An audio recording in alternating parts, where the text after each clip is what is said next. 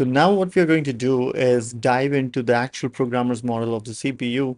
And by programmer's model, I mean the register set that kind of define what the CPU does and is capable of. Okay, so what does, all of this mean? So recall that we talked about the programmer's model as the CPU being seen as bunch of registers, right? And let me just quickly draw some registers here. All right. So some of those registers we mentioned were something called GPR, or, general purpose registers. And general purpose registers are used for, fetching the data from the memory, doing calculations on it, and storing back that data to the memory, so-called the load store architecture, right? So the load store architecture. As part of that, GPRs are used. And then we mentioned there are some registers which are used for configurations, right? And then there are certain registers that are used for status, right? What the CPU is doing, which mode it is operating in, which EL is it in, which privilege level, secure world, non-secure world, all of that is dictated by status registers. Cool.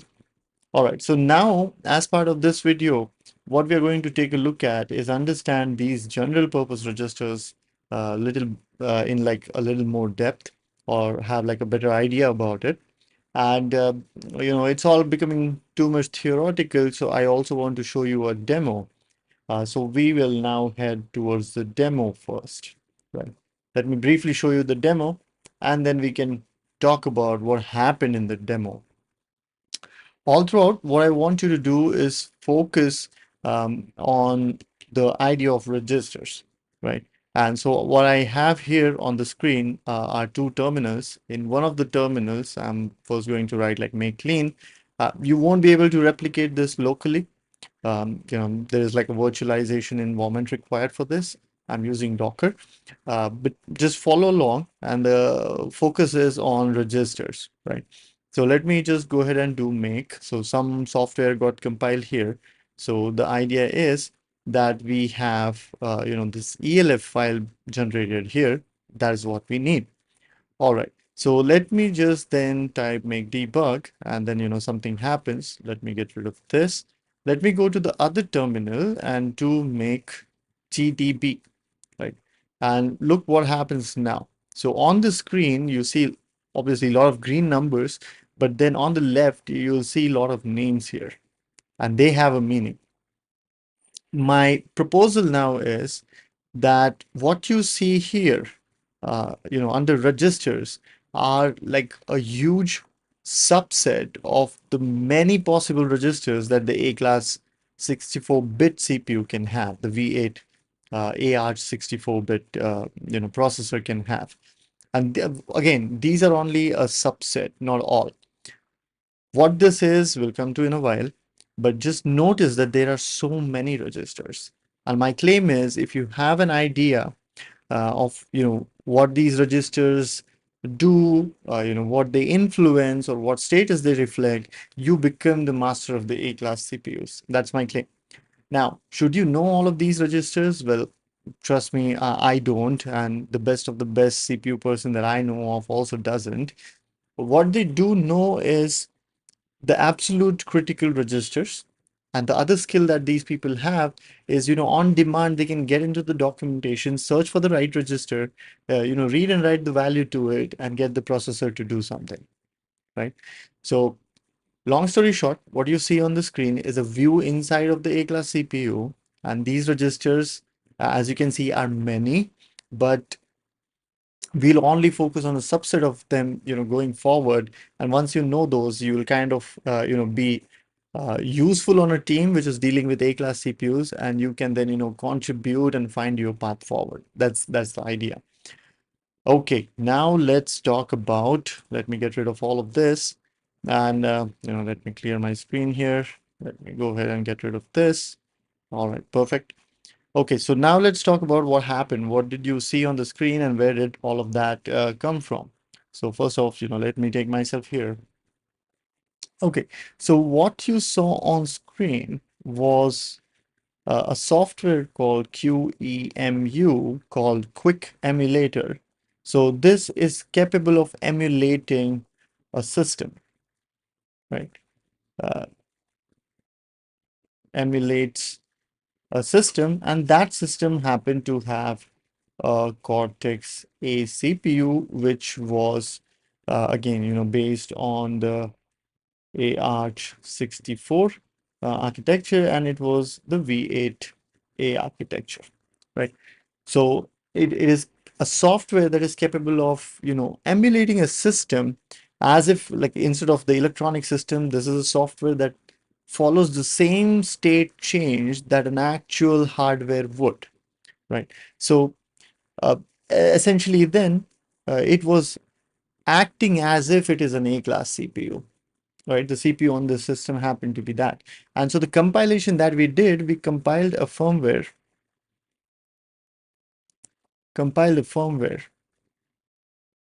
right? And we put that firmware on the memory of the system and have it, and it being the CPU, have the CPU execute each line of that firmware as if the Cortex-A CPU would, right? So long story short, in software, we were trying to emulate the A-class CPU. And then what we did was, not only did we, ask QEMU to run that software, but we also asked, hey, you know what? Can you just stop at the first line of code and expose a debug port for GDB to connect to? So the view that we were seeing was view from GDB. And again, I was using some scripts for GDB. That's why you saw like all, colorful dump. But the idea here was that GDB is the one which was getting inside the system and showing us the state of the CPU, right? That is what was happening. And this kind of, in software, this is like a wonderful way in which you can locally try out experiments about the A-class CPUs, and kind of in most cases not even need the actual hardware, right? And remember that I mentioned that the registers were only a subset of the many possible registers that the A-class CPU has. And the reason to that was the QEMU, the system or the CPU writers, people who have written the CPU as a software, they only chose to kind of, implement few registers rather than all of them, right? So that is like a caveat, but that's because we are using QEMU as the software to, try out our experiments, just because it's convenient. So let me now again go back to that GDB view. And what we are going to do is we are going to then discuss about the general purpose registers, right? Okay, so let me get rid of all of this here. Let me, get myself out of the way. And what I'll do here is, again, first off, let me show you that this is our firmware that's being like one of these, different file formats, same content. And what I'm going to do is do make debug. Make debug launches the QEMU and holds it at the first instruction, right? So we also say, I print out here, please run make GDB in another terminal to connect with the system, right? Again, let me just quickly draw. So we have QEMU running the shell.elf, and it's at the first instruction of whatever this firmware is. That's the current state. And now what we're going to do is launch GDB and have it connect and control the A-class CPU that's on the QEMU. Okay, that is what will happen. Let me get rid of this. Right, when I do make GDP, ta-da, so now we have, and again, let me get myself out of the way here. Now what we see is that, the execution is stuck at this address. The program counter must be pointing here. Somewhere there is program counter pointing at, all zeros. So that's, as seen right here. Okay. Now let's talk about the general purpose registers. Few of these registers are to be used for general computation. So which are those? Right. So starting from x0 right here to x30, So these are the general purpose register, right? From X0 to X30, total 31 registers. These are what do you say, the general purpose registers, the GPR. Right. So when, storing and loading data, that will happen from these registers primarily, right? Okay. There is another register, might not be shown here, which is XZR, and that register is always zero, right? Write to those register, this register, the XZR register is ignored. And when you read that register, it's always, always zero. So it's a hard-coded zero, so to speak, right? So total 32 registers, out of which one is always set to zero, and the other 31 can be, used for so to speak, computation. And then there are a few other important registers, which are not GPRs, but I'll just hint at those. There is this, the stack pointer register. Then there is obviously the program counter register. And then there is CPSR, or current program status register. This is also called P state, and so on and so forth. In this case, they have chosen to kind of, expose it as CPSR. And all these other registers, we'll come to those, not all of them, few of them, but all of them are either configuration or status register, and configuration with respect to what? With respect to different ELs, as we can see here, EL3, EL1, so on and so forth. So depending on which EL you are in, you get certain registers that you can configure to, make the CPU behave a certain way. All right, hopefully then this convinces you about, the role of or the existence of the GPRs. And let me kind of, get rid of this. Let's go here. All right. This is, page from the book, or book or the documentation that we have been reading. And then page number 38, I suppose, is page, okay, some page number 2 of chapter 4.